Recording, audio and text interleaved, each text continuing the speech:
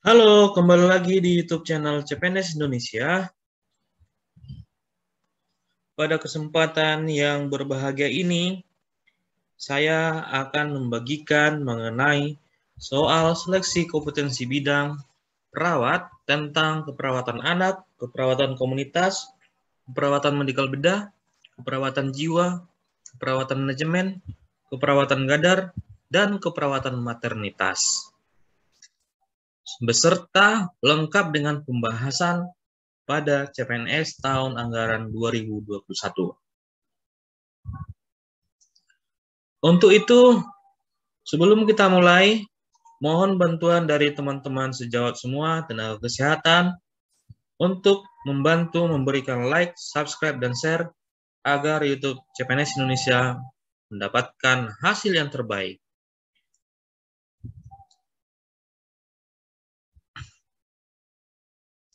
Baik, saya mendoakan buat kalian yang menonton YouTube channel CPNS Indonesia, mudah-mudahan kalian yang menonton ini dapat lulus ke tahap berikutnya dan berhak untuk lulus sebagai pejuang CPNS tahun 2021. Baik, kita mulai pada soal nomor 1.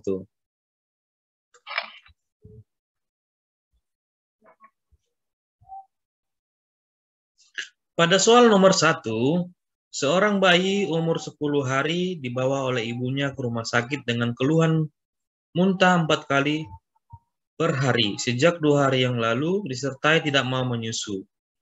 Hasil anamnesis, bayi diberikan susu formula sejak lahir dan riwayat kelahiran prematur. Hasil pengkajian fisik, badan teraba dingin dan kulit kuning. Lalu ditemukan distensi abdomen serta pada saat pemasangan NGT terdapat darah dalam cairan lambung. Berat badan lahir 1.900 gram, lalu berat badan sekarang 2.000 gram, suhu 36,3 derajat Celcius, pernapasan 30 kali per menit, frekuensi nadi 124 kali per menit. Hasil laboratorium yaitu Hb-nya 8 mg per dl, trombositnya 100.000. Pertanyaannya, apakah tindakan untuk mencegah efek lebih lanjut pada kasus di atas? A. Memantau tanda-tanda vital. B. Mengukur lingkar perut. C. Menghentikan makanan oral. D. Mengawasi pemberian cairan. E. Mengawasi adanya perdarahan.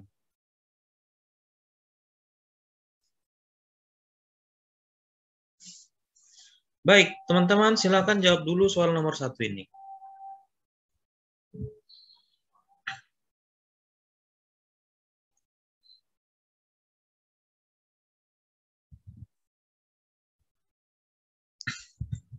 Baik, kita bahas ya pada soal nomor 1 bahwa jawabannya adalah menghentikan makanan oral. Ya, itu jawabannya. Lalu kata kuncinya di situ ditemukan bahwa hasil pengkajian fisik, badan teraba dingin dan kulit kuning disertai abdomen pada saat pemasangan NGT, ya, distensi abdomen serta pada saat pemasangan NGT.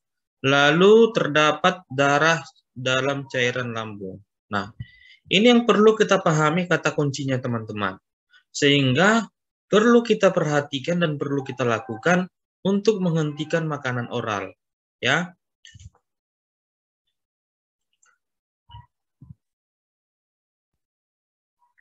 Nah, karena kita mengetahui bahwa pada saat dibawa bayi ini masih umur 10 hari, ya. Lalu keluhannya mual muntah dan tidak mau menyusui, ya, atau menyusu. Nah, maka dapat kita buat kesimpulan bahwa jawaban yang paling benar dan tepat adalah menghentikan makanan oral. Karena pada usia 10 hari belum layak diberikan makanan oral. Oke, kita lanjut ke soal nomor berikutnya.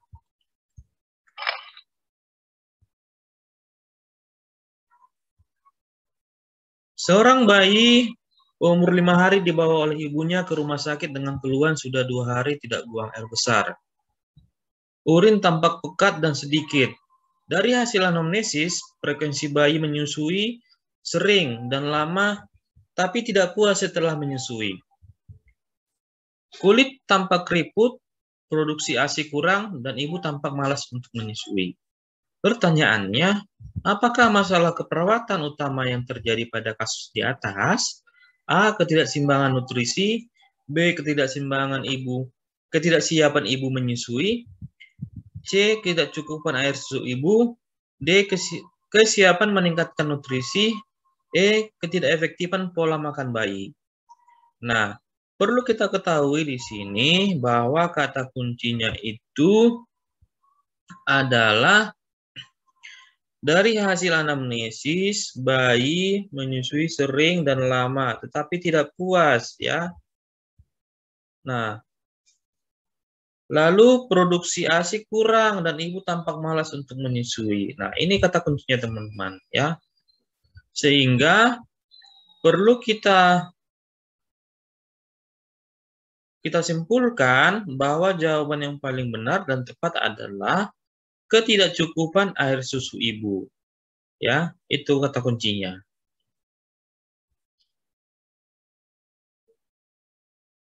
Baik, kita lanjut ke soal nomor 3.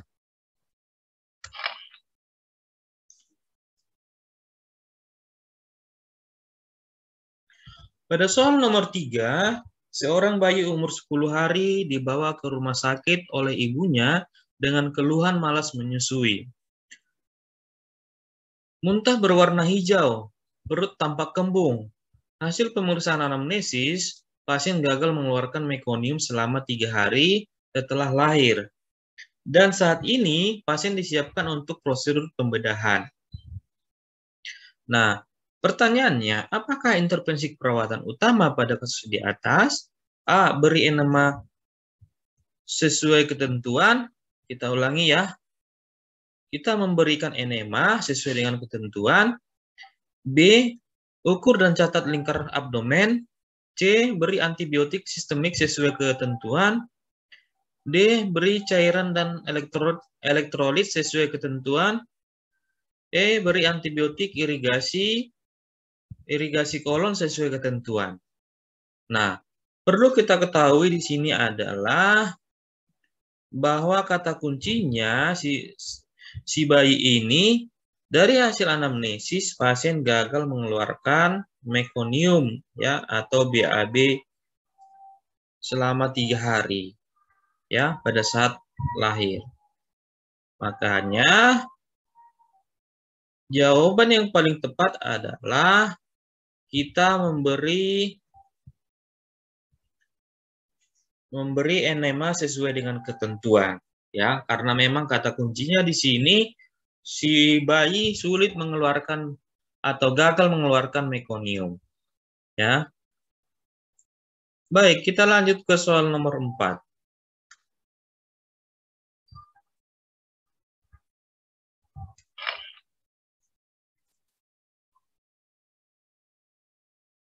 Baik, pada soal nomor 4, seorang perawat melakukan pengkajian di sebuah desa. Dari hasil pengkajian didapatkan data bahwa 45% lansia di salah satu RT menderita hipertensi. Warga menyatakan bahwa mereka jarang mengunjungi puskesmas terdekat karena jaraknya yang relatif jauh dan sulitnya fasilitas transportasi. Mereka juga menyatakan bahwa belum pernah ada penyuluhan kesehatan oleh puskesmas terkait. Nah, pertanyaannya, apa diagnosis perawatan berdasarkan kasus di atas? A. Resiko meningkatnya angka hipertensi berhubungan dengan tidak adekuatnya pelayanan kesehatan. B. Resiko meningkatnya angka hipertensi berhubungan dengan rendahnya pengetahuan tentang hipertensi. C. Resiko meningkatnya angka hipertensi pada tingkat adekuatnya pada tidak adekuatnya pelayanan kesehatan. D. Risiko meningkatnya angka hipertensi pada rendahnya pengetahuan tentang hipertensi. E. Risiko meningkatnya angka hipertensi pada lansia pada tidak adekuatnya pelayanan kesehatan. Nah, di sini bahwa kata kuncinya itu, teman-teman, di suatu RT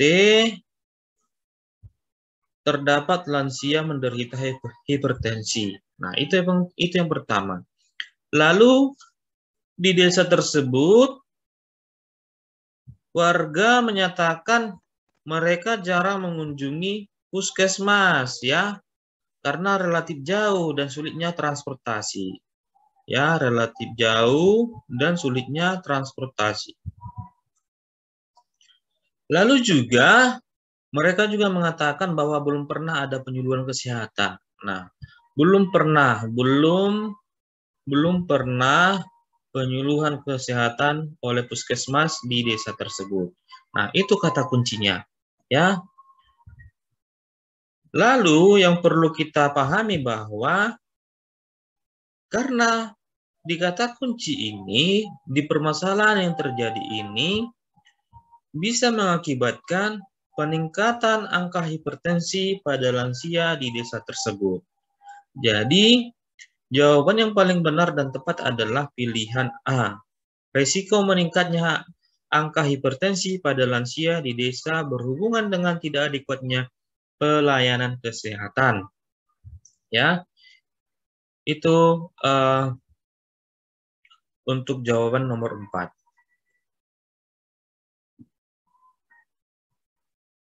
Baik, kita lanjut ke soal nomor berikutnya. Pada soal nomor 5, perempuan usia 68 tahun diperiksa di puskesmas yang tidak jauh dari rumahnya karena asam urat kambuh. Nyeri membuat tidak bisa bekerja seperti biasa. Pasien jarang memeriksa penyakitnya, lalu hanya minum jamu dan beli obat di warung. Lalu pasien masih sering makan bayam, tapi menghindari jeroan dan emping. Pertanyaannya, apakah tugas keperawatan keluarga yang perlu dilakukan? A. Merawat anggota keluarga yang sakit. B. Memanfaatkan fasilitas pengobatan. C. Memodifikasi lingkungan sehat. D. Mengambil keputusan. E. Mengenal masalah. Nah, perlu kita mencari atau melihat kata kunci pada soal nomor 5 ini adalah kata kuncinya di sini pasien jarang memeriksa penyakitnya, lalu hanya minum jamu dan beli obat di warung. Nah, ini kata kuncinya teman-teman ya yang perlu kita pahami. Karena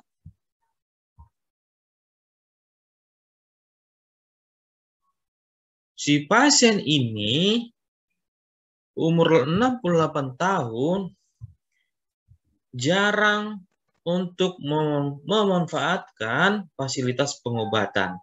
Karena si pasien ini sering dan hanya minum jamu dan membeli obat di warung ketika si pasiennya mengalami sakit, ya.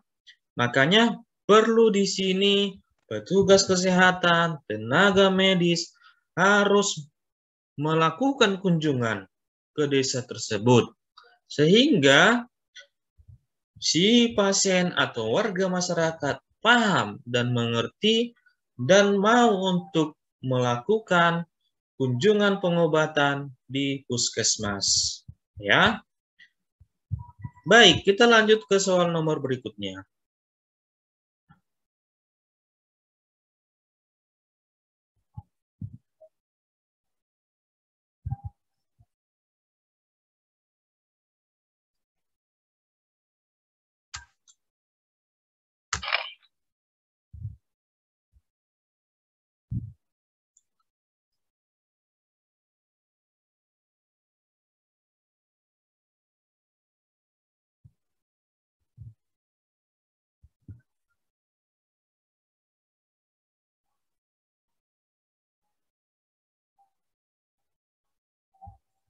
Pada soal nomor 6, Berdasarkan hasil pengkajian yang dilakukan oleh perawat didapatkan sebanyak 25,71% ibu postpartum tidak memberikan ASI pada bayinya. Lalu 5,35% bayi belum mendapatkan imunisasi. 16,74% balita tidak datang ke posyandu secara rutin setiap bulannya. Lalu 13,51% ibu hamil termasuk dalam risiko tinggi. 25,5% pengetahuan ibu tentang imunisasi dan nutrisi pada balita masih kurang. Lalu, menurut kader, kegiatan posyandu berjalan rutin setiap bulan. Nah, yang menjadi pertanyaannya adalah, diagnosa keperawatan apakah yang tepat untuk kasus tersebut? A. Risiko terjadinya penurunan kualitas hidup ibu dan balita. B. Risiko peningkatan kesehatan ibu dan balita. C. Risiko pemberdayaan potensi ibu. D. Risiko terjadinya peningkatan penyakit. E. Risiko terjadinya penurunan potensi ibu. Nah, perlu kita pahami di sini bahwa kata kuncinya adalah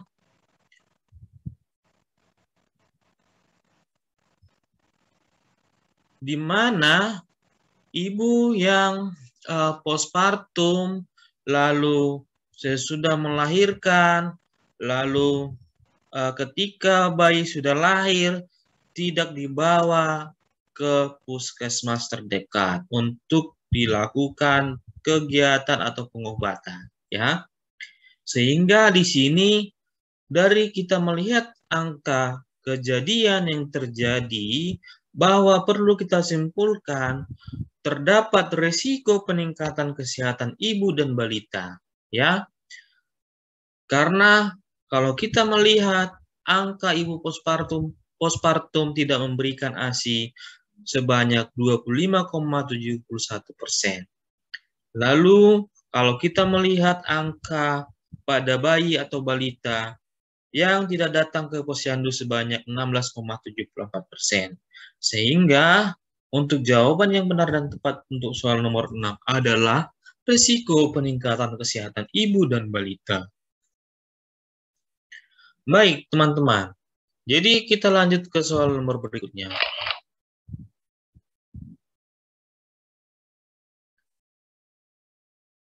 Pada soal nomor 7, seorang laki-laki usia 50 tahun dirawat di ruang ICU dengan trauma toraks.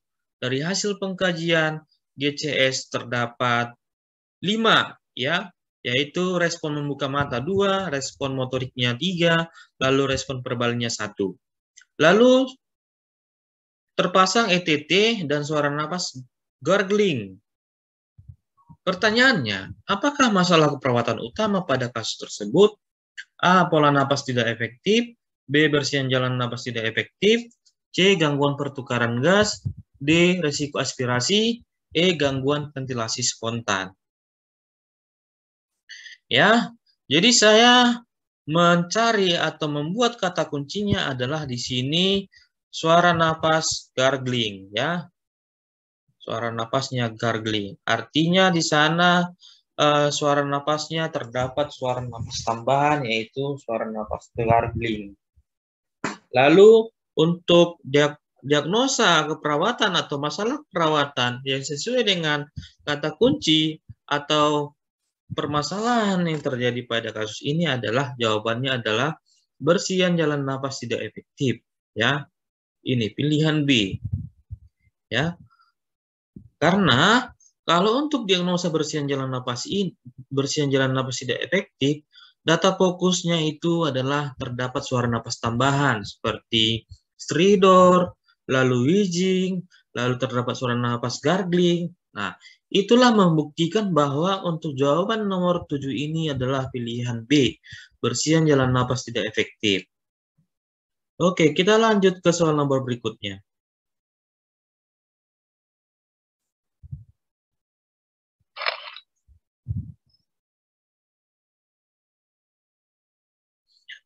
Pada soal nomor 8, seorang laki-laki usia 42 tahun dirawat di ruang penyakit dalam dengan keluhan sesak napas berat. Lalu napas pendek dan dangkal. Saat dilakukan pengkajian keperawatan, ditemukan ada udara di dalam rongga pleura. Hasil pemeriksaan tanda-tanda vital diperoleh frekuensi napas 32 kali per menit. Lalu frekuensi nadi 80 kali per menit, tekanan darah 120 per 70 mm hidrogium, suhu 36,2 derajat Celcius. Nah, pertanyaannya, apakah diagnosa perawatan utama pada kasus di atas? A. Gangguan pertukaran gas. B. Risiko terjadinya infeksi. C. Gangguan mobilitas fisik. D. Pola napas tidak efektif. E. Gangguan rasa nyaman nyeri. Nah, perlu kita ketahui di sini adalah untuk kata kuncinya adalah keluhan napas sesak berat, ya, sesak napas berat. Lalu napas pendek dan dangkal. Lalu untuk pendukungnya, datang pendukungnya adalah pada saat dilakukan pengkajian perawatan ditemukan ada udara di dalam rongga pleura, ya.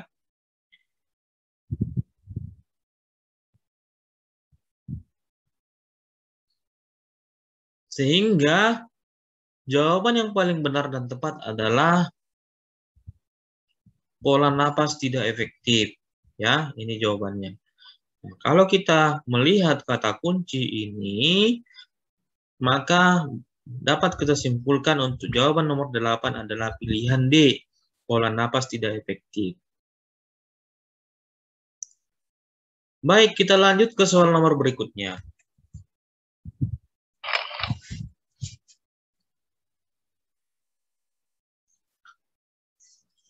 Soal nomor 9. Seorang perempuan usia 48 tahun dengan siap paru dirawat dengan keluhan sesak napas. Lalu terdapat batuk. Dari hasil pengkajian keperawatan diperoleh frekuensi napas 28 kali per menit. Frekuensi nadinya 80 kali per menit, tekanan darah 128 per 78 mm hidrogium, suhu 36,8 derajat Celcius. Lalu terdapat suara rongki. Pasien sudah diberikan tindakan nebulizer untuk mengeluarkan sekret yang ada di dalam lapangan paru. Nah, pertanyaannya, apakah evaluasi perawatan setelah dilakukan tindakan perawatan tersebut? A. Mengukur tekanan darah. B. Menanyakan respon verbal. C. Mengukur berat badan pasien. D. Mengkaji suara napas. E. Mengukur nadi. Ya. Nah, perlu kita ketahui di sini untuk kata kuncinya adalah terdengar suara rongki di lapang parunya. Ya. Itu yang pertama yang harus perlu kita tentukan, ya. Lalu pasien usia 48 tahun ini mengeluh sesak napas dan batuk, ya. Sehingga di lapang parunya itu terdapat suara rongki. Nah, setelah diberikan tindakan nebulizer, yang perlu teman-teman perawat harus ketahui dan harus dikerjakan setelah tindakan ini, yaitu mengkaji suara napasnya, ya. Apakah suara napasnya masih terdapat suara rongki atau terdapat suara wijing, ya? Maka perlu dilakukan oleh seorang perawat untuk mendengarkan suara napas yang terdapat di lapang parunya, ya, atau mengkaji suara napas. Nah, ini jawabannya teman-teman, pilihan D. Baik, kita lanjut ke soal nomor berikutnya.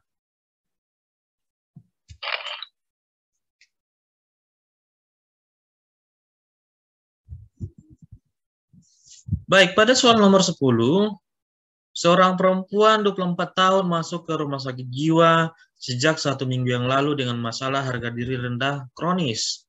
Ya, kalau dia harga rendah kronis itu berarti sudah berangsur lama, ya. Sudah si pasien ini sudah mengalami gangguan jiwa yang cukup lama, teman-teman. Ya. Lalu berdasarkan pengkajian, klien menggelengkan kepala saat disuruh perawat untuk mandi. Lalu rambut kotor dan acak-acakan. Badan bau, kuku kotor dan tercium bau pesing di kamar klien.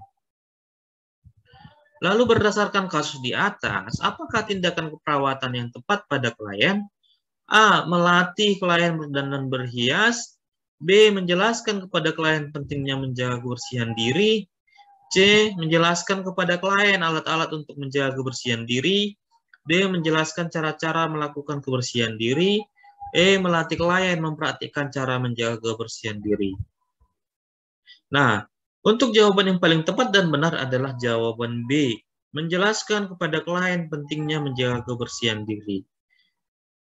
Nah, di mana tindakan ini sesuai dengan strategi pertemuan 1-4 untuk diagnosa keperawatan jiwa, yaitu diagnosa defisit perawatan diri atau yang biasa disingkat dengan DPD.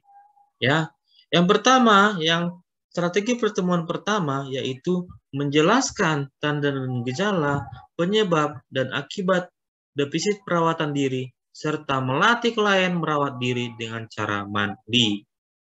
Lalu yang kedua adalah menjelaskan dan melatih klien perawatan kebersihan diri, yaitu berhias dan berdandan. Lalu yang ketiga adalah melatih cara melakukan perawatan diri, yaitu makan dan minum. Yang keempat adalah melatih cara melakukan perawatan diri, yaitu BAK dan BAB. Ya, buang air kecil dan buang air besar. Maka dari situ yang seharusnya yang dilakukan terlebih dahulu pada kasus di atas adalah menjelaskan kepada pasien pentingnya menjaga kebersihan diri. Karena sesuai dengan keadaan atau kondisi yang dialami oleh pasien tersebut.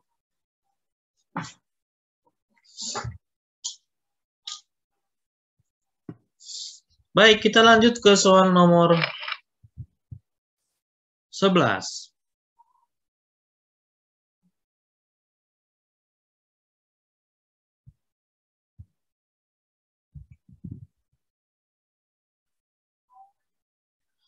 Nah, nomor 11, seorang perempuan usia 45 tahun mengeluh setiap malam dirinya selalu mendengar suara-suara yang menyuruh untuk pergi ke kuburan di belakang rumahnya.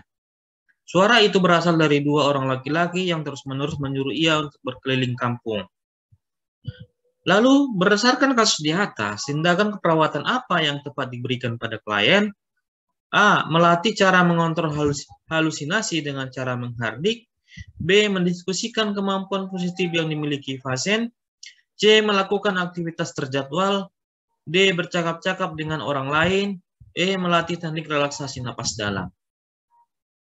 Nah, di sini kata kuncinya adalah si pasien mendengar suara yang menyuruhnya untuk pergi ke kuburan di belakang rumahnya, ya. Lalu menyuruh ia untuk berkeliling kampung, ya. Itu kata kuncinya di sini. Sehingga perlu kita tentukan untuk jawaban yang paling tepat dan benar adalah pilihan A, yaitu melatih cara mengontrol halusinasi dengan cara menghardik.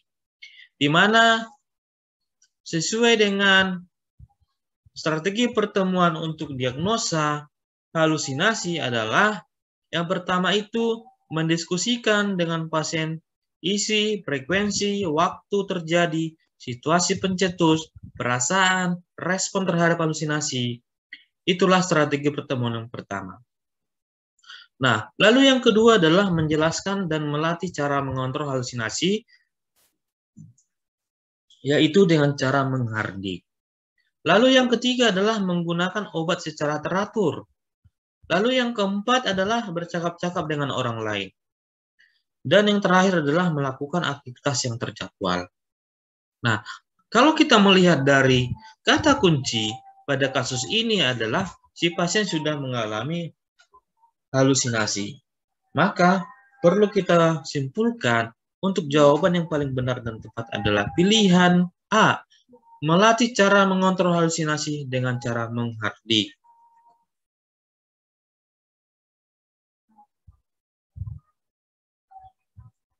Baik, kita lanjut ke soal berikutnya.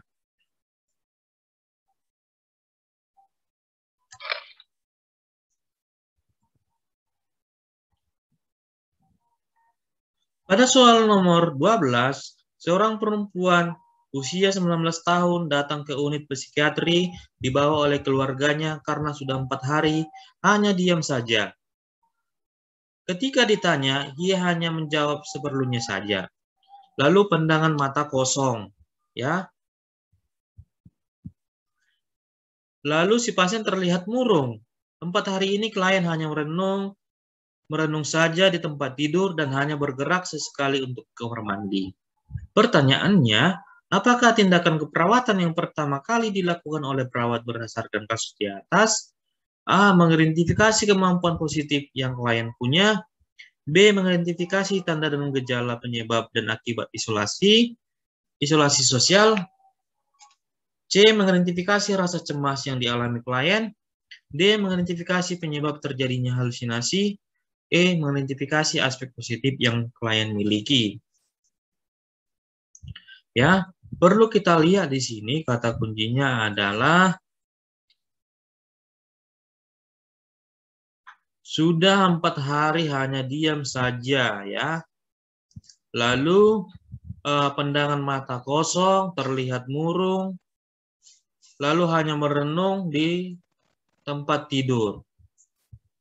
Nah, lalu si pasien ini hanya bergerak sesekali ke kamar mandi, teman-teman, ya. Nah, sehingga perlu kita tentukan untuk jawaban yang tepat adalah sesuai dengan kata kunci yang di atas, mengidentifikasi tanda dan gejala penyebab dan akibat isolasi sosial. Ya. Karena untuk strategi pertemuan atau SP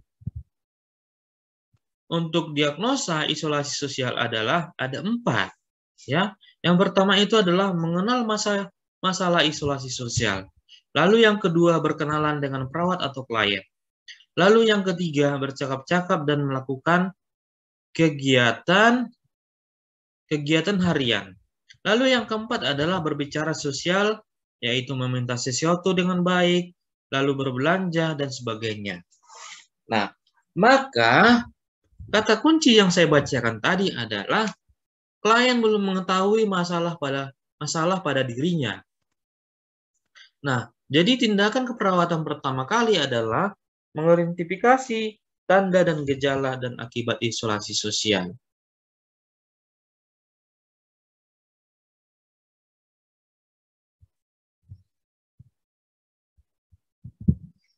Nah, baik, kita lanjut ke soal nomor berikutnya.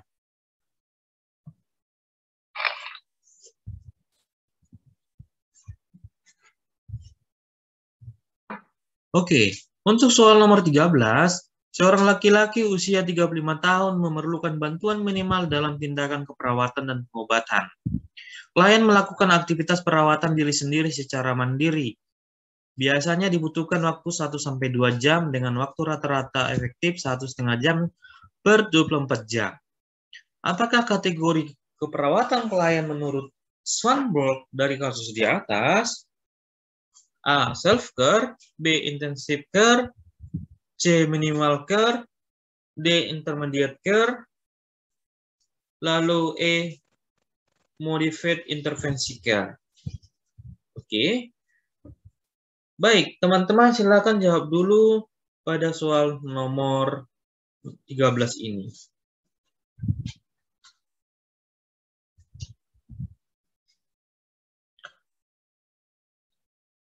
Oke, kita lanjut untuk pembahasan ya. Kata kuncinya adalah di sini secara mandiri biasanya dibutuhkan waktu 1-2 jam dengan waktu rata-rata efektif 1,5 jam sampai 24 jam. Nah, ya. Lalu kita akan menjelaskan satu persatu mengenai pilihan soal ini, teman-teman, pilihan jawabannya. Nah, pengertian dari self-care menurut WHO atau World Health Organization, atau yang bisa kita artikan adalah Organisasi Kesehatan Dunia, menyatakan bahwa self-care itu mencakup segala sesuatu yang berkaitan dengan sehat secara fisik, termasuk kebersihan, nutrisi, dan mencari perawatan medis bila diperlukan. Nah, padahal pada kata kuncinya hanya dibutuhkan waktu 1-2 jam. Berarti tidak sesuai ya. Oke, kita lanjut untuk ke pembahasan pengertian dari intensive care.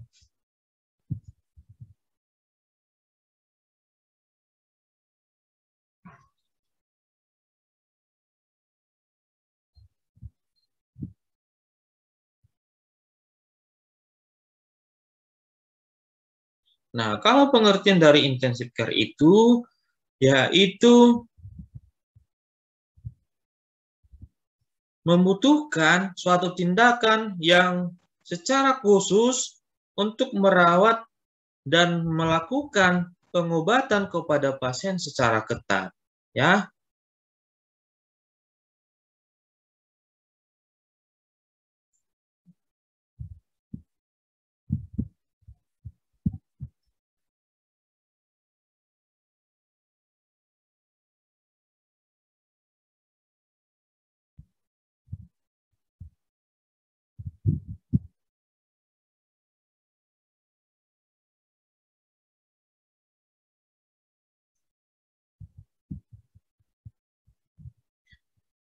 Nah, sehingga untuk tindakan ini adalah bagian khusus dari rumah sakit atau fasilitas kesehatan lainnya.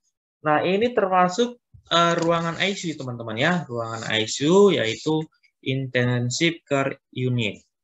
Nah, lalu untuk pengertian dari minimal care ini adalah suatu tindakan yang tidak membutuhkan waktu yang banyak. Ya, itu maksudnya, teman-teman.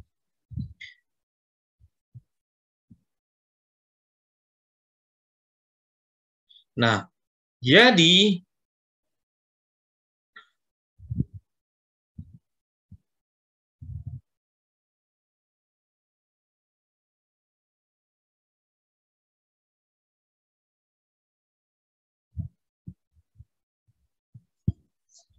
minimal care ini artinya bisa dikatakan perawatan mandiri, yaitu klien memerlukan 1-2 jam perawatan langsung per 24 jam. Itulah kata kunci dan jawaban yang paling benar dan tepat adalah pilihan C. Oke, kita lanjut ke soal nomor berikutnya.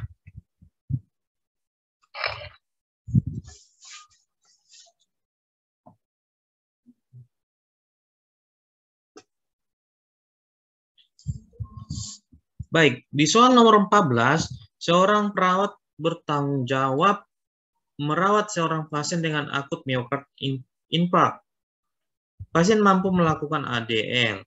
Lalu pasien mampu mandi, makan, dan minum sendiri. Ambulasi dengan pengawasan.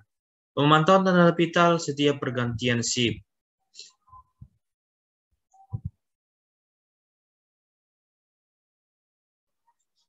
Nah, pertanyaannya, apakah tingkat ketergantungan perawatan pada pasien tersebut menurut Douglas?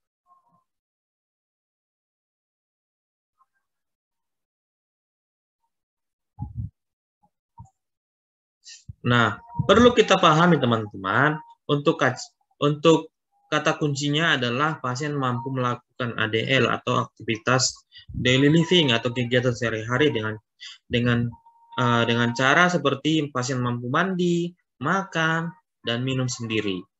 Nah, ini jawaban yang paling tepat dan benar menurut Douglas adalah dia termasuk ketergantungan minimal care, ya.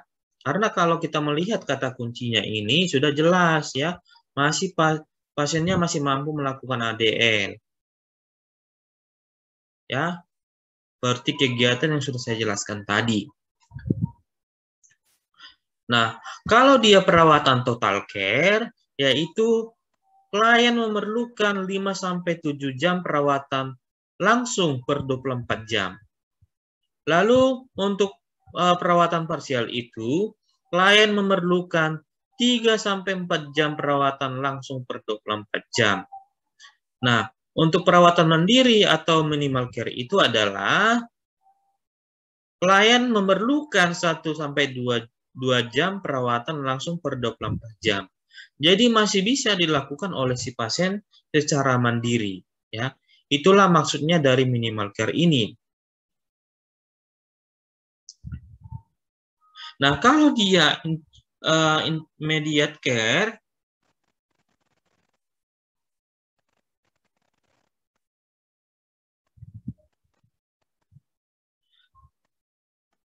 nah, pasien mampu memerlukan waktu dari lebih dari 7 jam. Nah, kalau dia perawatan intermediate care ini, kegiatan sehari-hari untuk makan dibantu, lalu mengatur posisi waktu makan, memberi dorongan agar mau makan, eliminasi, dan kebutuhan diri juga dibantu dan menyiapkan alat untuk kamar mandi. Ya, itulah maksud dari pengertian dari pilihan jawaban ini. Nah, jadi kita simpulkan di sini untuk jawabannya adalah pilihan D, minimal care.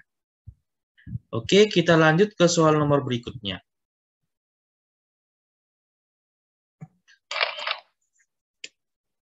Nah, soal nomor 15, seorang kepala bidang keperawatan sangat sibuk dan dalam menjalankan tugas manajerialnya. Pada beberapa situasi terkadang harus menghadiri 2 atau lebih pertemuan. Kepala bidang juga mempunyai tanggung jawab untuk membimbing staf di bawahnya.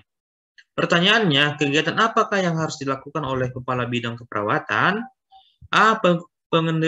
Pendelegasian, B. Komunikasi, C. Supervisi, D. Pelatihan, E. Motivasi. Baik, teman-teman silakan jawab dulu soal nomor 15 ini.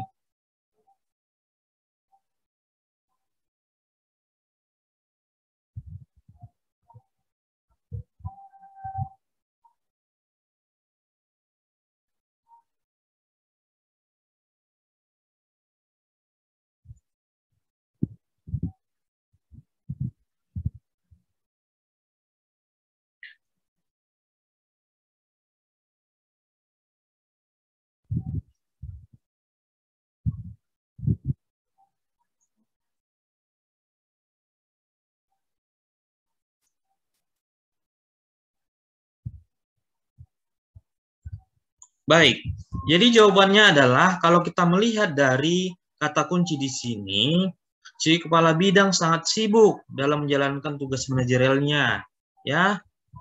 Jadi banyak kegiatan yang harus dilakukan kepala bidang ini. Nah, lalu kepala bidang juga mempunyai tanggung jawab untuk membimbing staf di bawahnya. Nah, jadi sesuai dengan kata kunci ini, jawaban yang paling benar dan tepat adalah jawaban A, pendelegasian. Ya, tugas yang dilakukan atau yang ditanggung-jawabi oleh kepala bidang keperawatan didelegasikan atau diberikan untuk dikerjakan oleh bawahannya, ya, sesuai dengan kemampuan yang dimiliki bawahan. Oke, itulah jawaban dari nomor 15.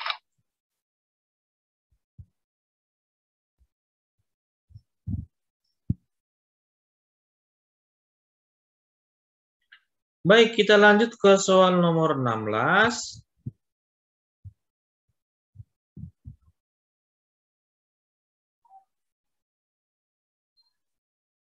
Jadi soal nomor 16 ini, seorang perempuan berusia 41 tahun dibawa ke instalasi gawat darurat karena keringat dingin. Lalu kesadaran menurun setelah pulang dari olahraga malam. Pasien ada riwayat MCI,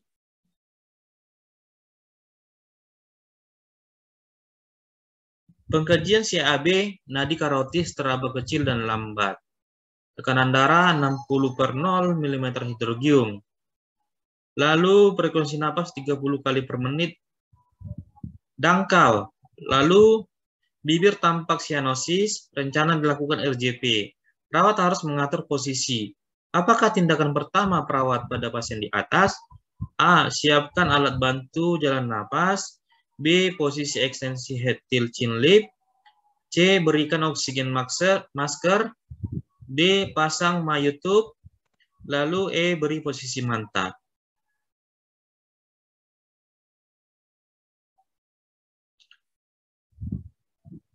Baik, Perlu kita ketahui di sini untuk pengkajiannya atau kata kuncinya, pasien mengalami kesadaran menurun, ya. Lalu ketika dilakukan pengkajian CAB, nadi karotis teraba kecil dan lambat, ya. Lalu kata kunci berikutnya adalah perawat harus mengatur posisi. Nah, posisi seperti apa? Jadi posisi yang benar dan tepat adalah pilihan B, posisi ekstensi head till chin lift. Ya, karena melakukan posisi ekstensi head till chin lift merupakan langkah paling pertama untuk membebaskan jalan napas karena si pasiennya mengalami kesadaran menurun.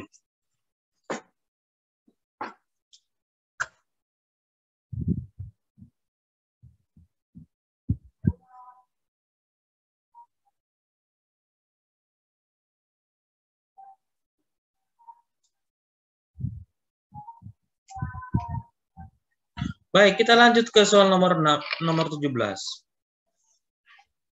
Ya. Pada soal nomor 17, seorang perempuan berusia 31 tahun dibawa ke IGD karena tertabrak motor.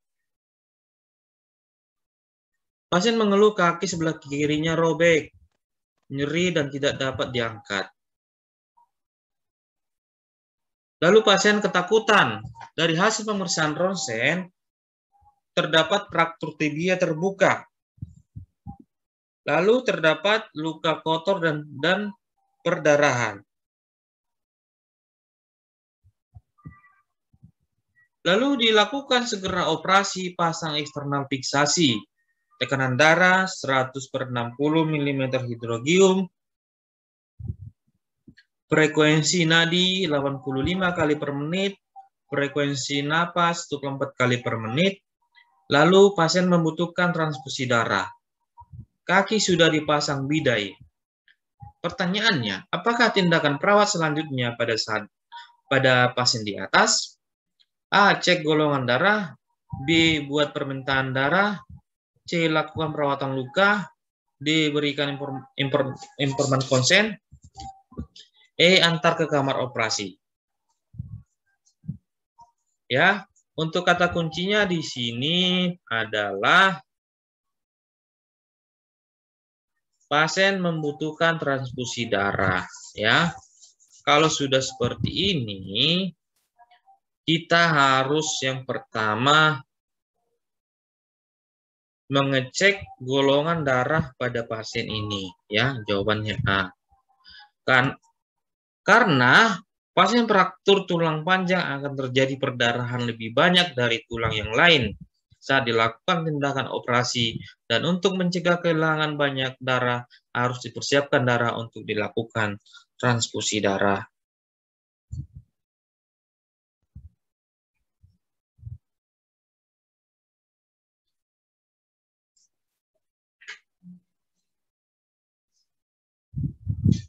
Baik, jadi itulah jawaban nomor 17. Kita lanjut ke soal nomor berikutnya.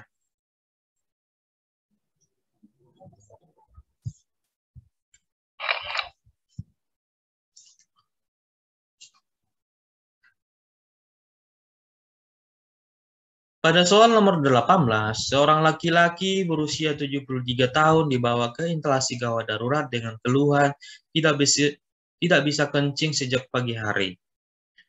Pasien gelisah, hasil pemeriksaan fisik teraba distensi kandung kemih. Tekanan darah 130/70 mm hidrogium.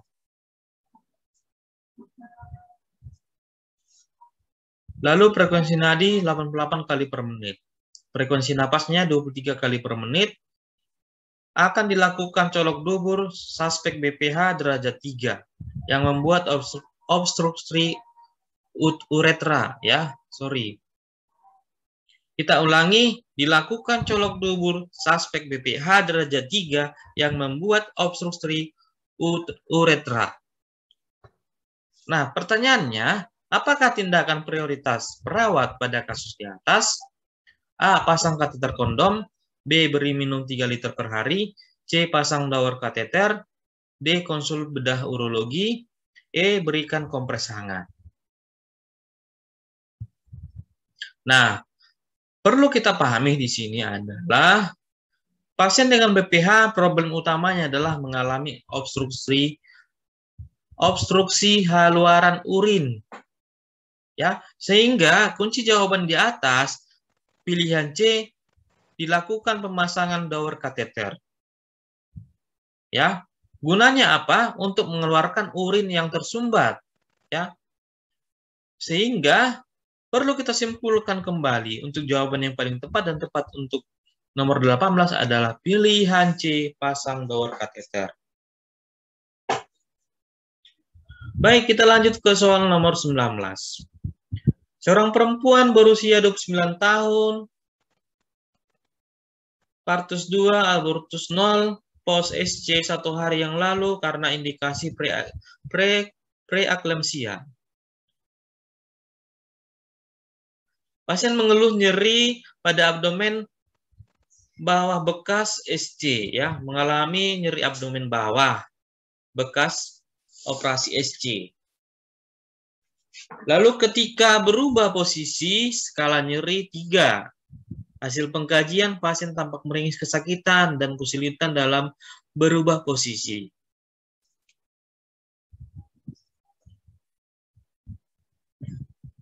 Suhu 37,5 derajat Celcius. Frekuensi nadi 90 kali per menit. Frekuensi napas 25 kali per menit. Lalu tekanan darah 130 per 90 mm hidrogium. Pertanyaannya, apakah tindakan perawat yang tepat pada kasus di atas? A. Kaji karakteristik nyeri. B. Berikan posisi yang nyaman. C. Kolaborasi pemberian analgetik. D. Ciptakan lingkungan yang nyaman. E. Ajarkan teknik relaksasi dan distraksi. Nah, kata kuncinya di sini teman-teman adalah pasien mengalami skala nyeri 3, ya, skala nyeri 3, lalu pasien tampak meringis kesakitan dan kesulitan berubah dalam posisi. Nah, dari kata kunci ini, perlu kita simpulkan adalah jawaban yang paling tepat adalah pilihan E, ajarkan teknik relaksasi dan distraksi. Baik, kita lanjut ke soal nomor berikutnya.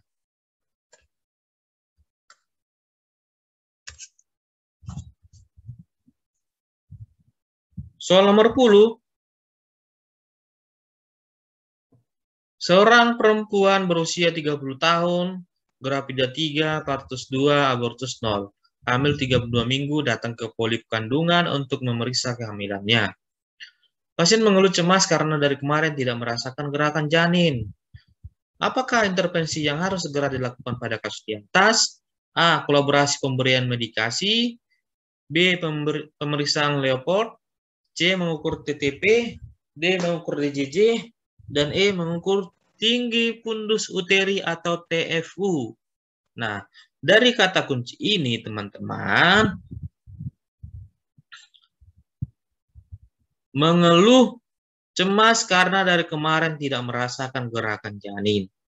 Nah, sehingga untuk melihat gerakan janin ini perlu dilakukan mengukur DJJ.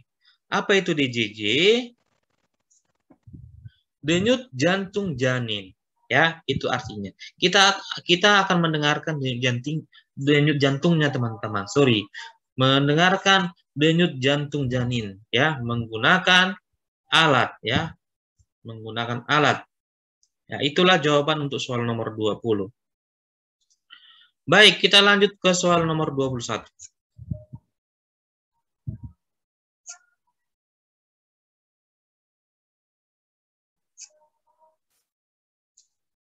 Seorang perempuan usia 26 tahun, partus 1, abortus 0 dirawat di ruang nipas postpartum 24 jam yang lalu. Lalu pasien mengeluh nyeri pada daerah luka jalan lahir. Nyeri skala nyerinya 4-5. Terasa perih dan perut terasa mules. Lokea berwarna merah, luka jahitan 4 cm. Klien